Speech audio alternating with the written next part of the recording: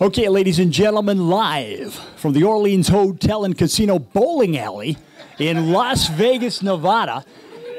It's the Millionaire Real Estate Club of Las Vegas. My name is Glenn Plantone, your host and founder. And for the next 2 hours, we will captivate you with our brilliance. We will teach you techniques so that you too can become a real estate multi-millionaire. All right, great, okay. That's not the way I talk, for those of you that know me. But I like to practice that once in a while. All right, so that's where to find us, nationalnewbuilds.com.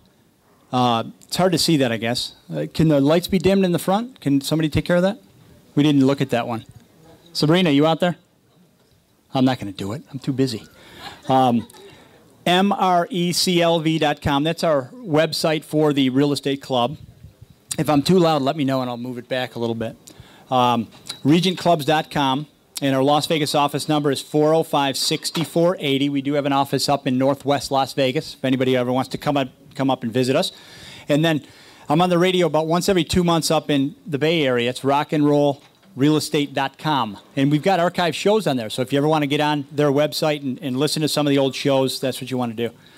Okay, what's the purpose of the club? No, they're supposed to turn the lights off in the front, not in the back. There you go. That's too dark. No, turn it back on. What about the middle? Try that. No, that's good. Don't worry about it. Can you guys in the back see that? Okay, that's good.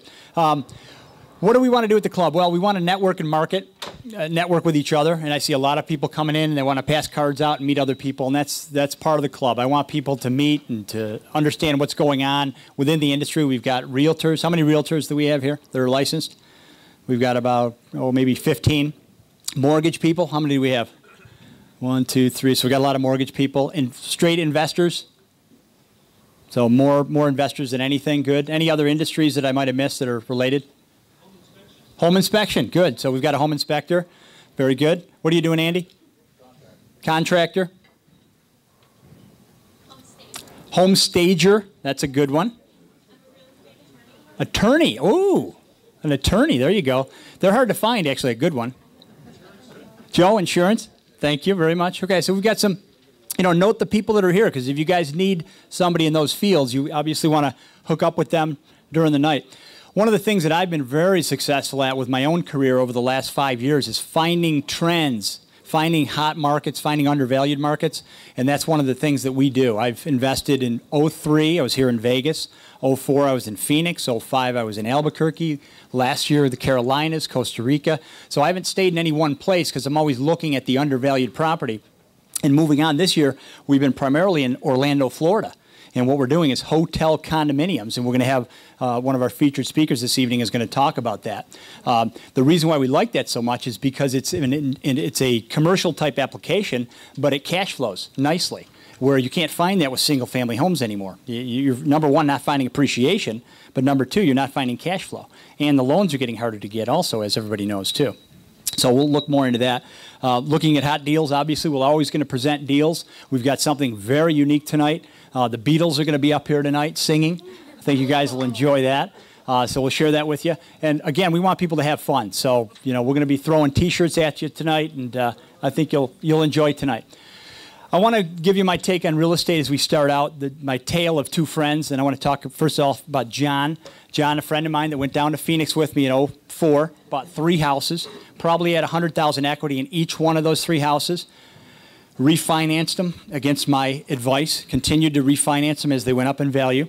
Now that things have stopped going up in value and they've gone down in value, and he spent all the money that he refied with, and one of them's not rented, and he's out of money.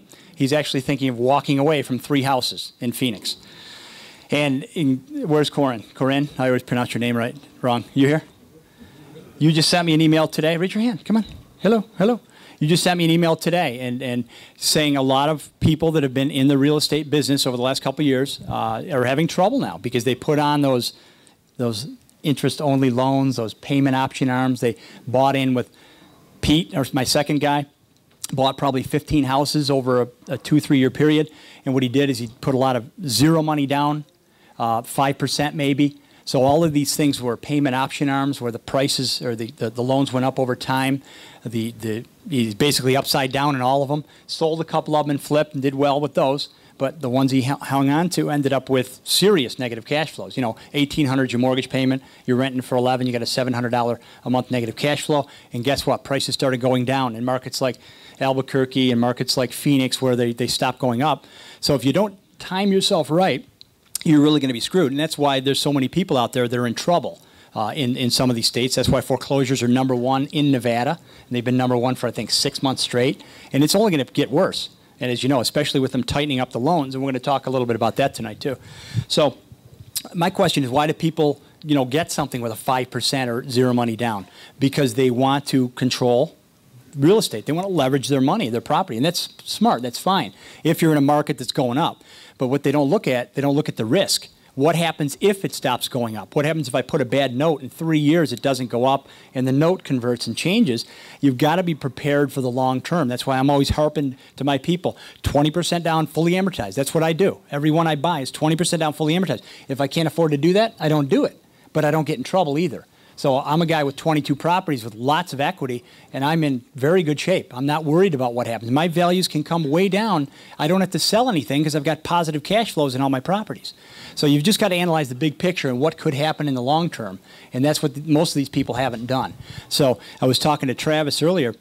We were talking about what's going to happen is this shakeout in the mortgage industry is going to really help people like us that are savvy investors. It's going to hurt the beginner investors that got in late or got in at the wrong time, but it'll wipe out all the people that are in trouble, and the people that are in good shape will be able to take advantage of that, and they'll be able to buy property 50 cents on the dollar from the banks, from the REOs and those kinds of things. So that's my little take that I wanted to add each month, and I just want you as investors to be careful before you get into investment. Look at the downside of what could happen with the long term.